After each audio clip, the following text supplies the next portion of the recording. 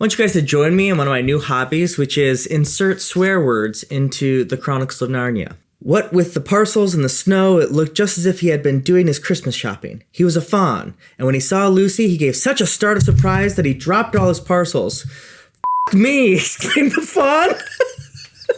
The queen discovers Edmund. What are you? Said the queen again. Are you an overgrown dwarf? No, your majesty, said Edmund. I never had a beard. I'm a boy. A boy? Do you mean you're a fucking son of Adam? When they find out Edmund lied about being here with Lucy before. So you really were here, Peter said? That time Lou said she met you in here and you made out she was telling lies? There was a dead silence. Well, of all the fucking poisonous little fucking bitch beasts, said Peter. Gotta get an Aslan one in there. So Aslan's talking to the White Witch. You have a traitor here, Aslan, said the witch. Well, his offense was not against you, said Aslan. Have you forgotten the deep magic? Asked the witch.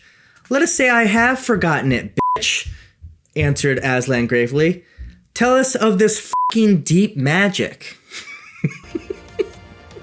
This is a review of Lion the Wardrobe. Let's get going.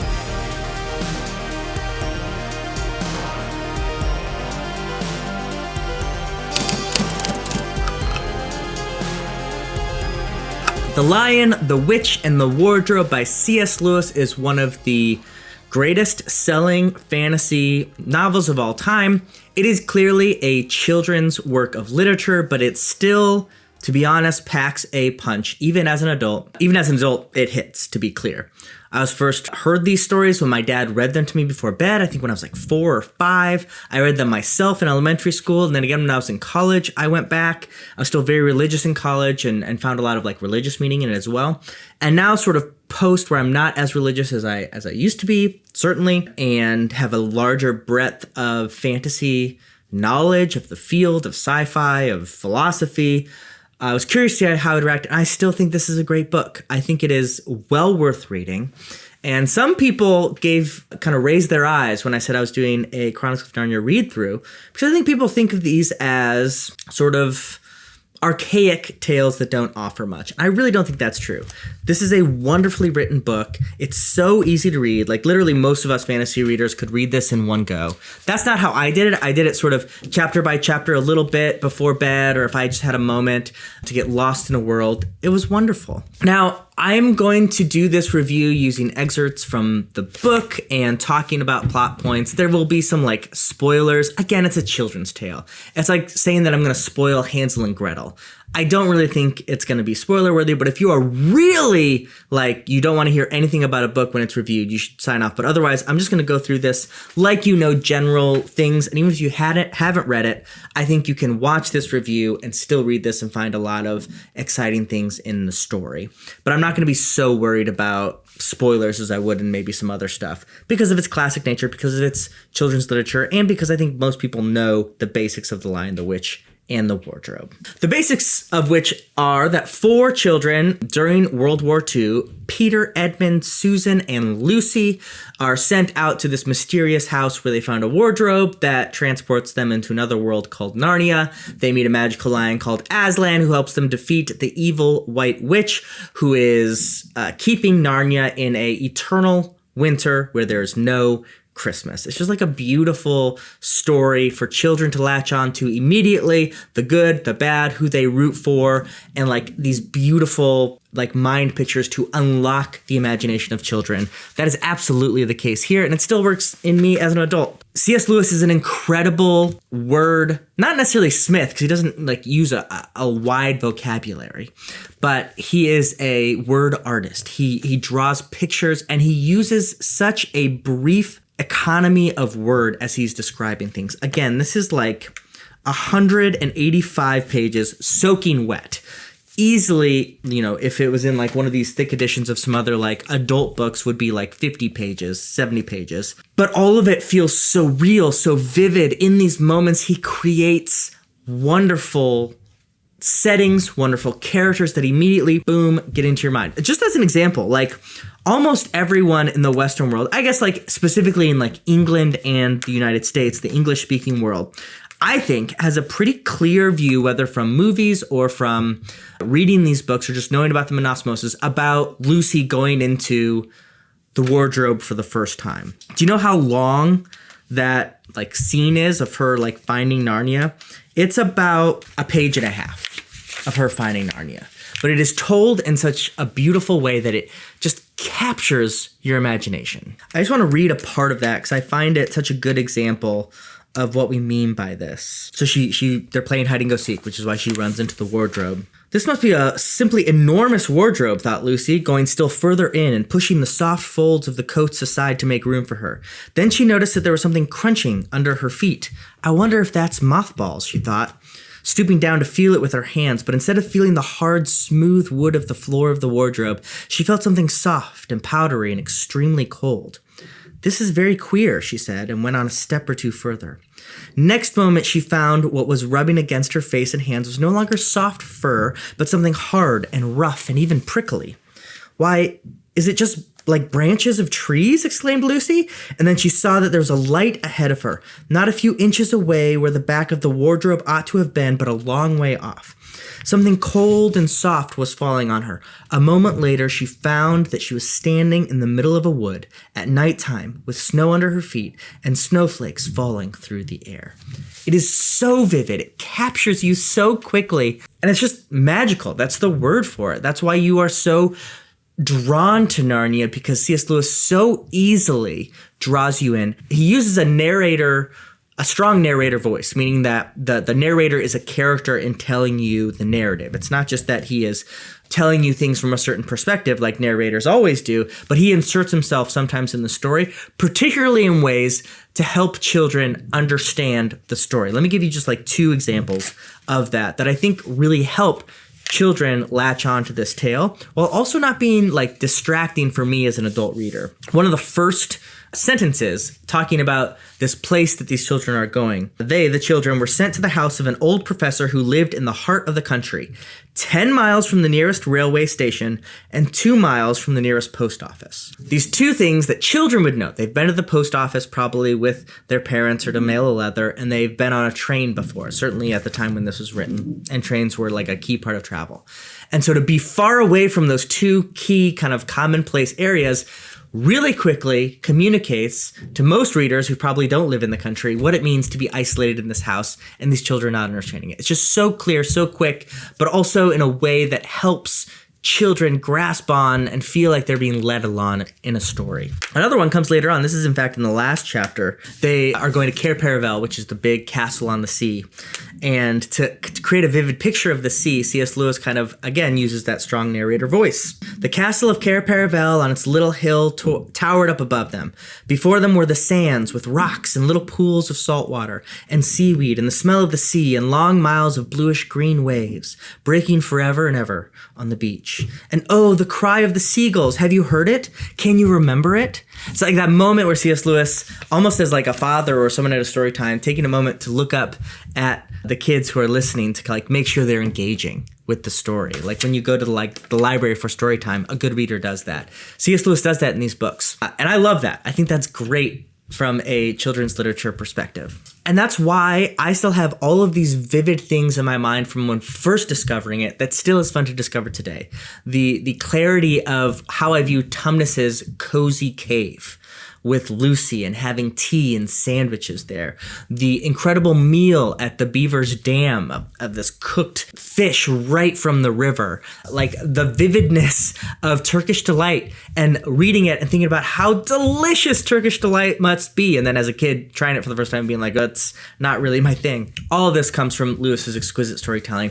And that's why I'm going to get like out of the way here before I get to some criticisms that I think this is a universal recommend. I think anyone can pick this up and enjoy it, even if you're not reading it to children. I think this is a writing style that is well worth experiencing, and especially if you're a fantasy reader, you should fill out your reading with some Chronicles of Narnia. I don't think you have to read the whole thing, although I do think Lion with Wardrobe is good. It's one of my least favorite if we're like ranking them, which you probably will at one point, but it's great. Universal recommend. You should check it out. Now let's talk about some areas that I want to talk about of criticism or broad just discussion in this book, because I do think it is a morality tale. Like Lewis does this or tells this tale sort of in the classic, again, sort of Hansel and Gretel, Grimm's fairy tale tradition.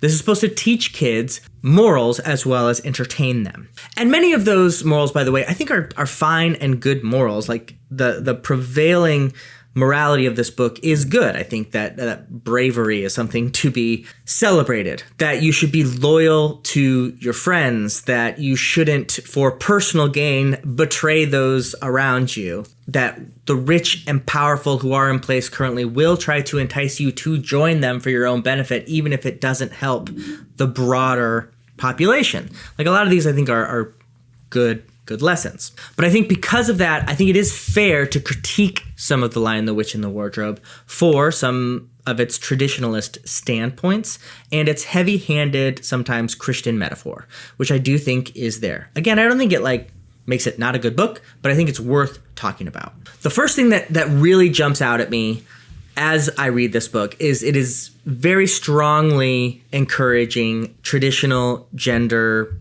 roles. That men lead the house, that they marry women, and that women kind of follow, take a secondary back seat, do more of the housework, all these things. It isn't explicitly said, but it is, I think, a heavy attitude of these books generally. A couple of examples. Certainly the Beavers, Mr. and Mrs. Beaver, fall into exactly those traditional gender roles, even down to the presents that they get from Father Christmas, where all of the housework is done for Mr. Beaver and Mrs. Beaver gets a new sewing kit. Very, very traditional gender roles. Probably the most explicit, actually, speaking of Father Christmas, is when the presents are given to the 4 children. There's a huge part that talks about women not being in war and in battle, and that is just morally bad. So specifically what is said, Father Christmas, so this is an authority figure, gives Lucy the cordial that will eventually save Edmund's life, and a dagger to defend yourself at great need, says Father Christmas. For you are also not to be in the battle. Now he says this specifically to Susan and to Lucy, so it's clear it's about women. Why, sir, said Lucy, I think I could be brave enough. That is not the point, he said, but battles are ugly when women fight. And that's all that's said. It's a very clear, large pronouncement about the place of women in society, or in war specifically, but I think it also reflects in society generally. I think that's problematic. I don't think that is a lesson that I would want young girls to know. And not to mention, it's also reflected in, the bad protagonist is a woman ruler, the White Witch. The only woman to lead others in this whole book is the villain. The good side, it's all men who lead and go to battle. Not a fan of that. Second thing is I really want to talk about Aslan as Christ, Jesus Christ. Clearly, C.S. Lewis would, I think, tell you outright that it is an analogy of the Christian salvation message. And while that can be heavy-handed, I think you can get stuff out of it besides that Aslan is Jesus and you should follow Jesus. I think it's still a worthwhile book. But I do think it's interesting to examine that critically a little bit, even from a Christian perspective. Because one of the interesting things I think, unless you've studied Christianity, people don't recognize is there's debate. Christianity is not super clear. The Bible certainly isn't clear why Jesus' death and resurrection saves everyone from sin. The actual mechanics of it are quite complicated and mysterious. And in fact, this book really struggles with that. Why does Aslan have to die for Edmund getting on a sleigh one time with the White Witch? Because that's really what happens here. It's a similar sort of meta question for those who practice Christianity. Why did Jesus die on a cross? He was executed by some Romans and rise again. Why is that the center of this whole religion? What do the mechanics actually work? Interestingly, one of the early church theories on this is called the ransom to Satan theory. It comes from places such as 1 Timothy, I think 1:8, if I remember correctly. Maybe that might not be exactly right, but I think it is in 1 Timothy that Jesus died as a ransom for many. And the idea is, who's he paying that ransom to? It must be Satan, this evil figure. Satan has humanity in chains, and so Jesus, or God, offers Jesus as a sacrifice to ransom the people, but death couldn't hold Jesus, and so he's resurrected. This is a theory that had a lot of early church fathers and theologians. Origen was talking about this. Gregory of Nyssa, who's one of the Cappadocian fathers, talks a lot about this. This is an idea. Now, this is not now sort of accepted generally in Western Christianity. Atonement theory is much more accepted, but that's what C.S. Lewis is playing with in this idea. But But I think there's an interesting question when you deal with that, and that this is a question that Christianity really struggles with, which is if there is an all-powerful God, why does evil exist? Why would Jesus have to sacrifice? Why would Aslan have to sacrifice? And there's a discussion between the witch and Aslan in this that illustrates that. The witch says, don't you know the deep magic? And Aslan says, yes, I know the deep magic of the emperor beyond the sea, sort of God. And the witch says, well, all traitors belong to me. I own them.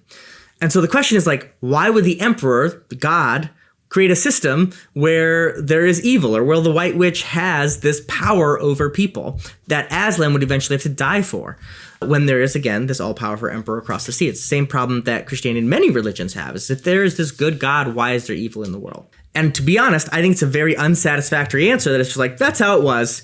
And Aslan says something like, there's deeper magic that, says why I do what I do. It doesn't really, I don't think, give a satisfactory response.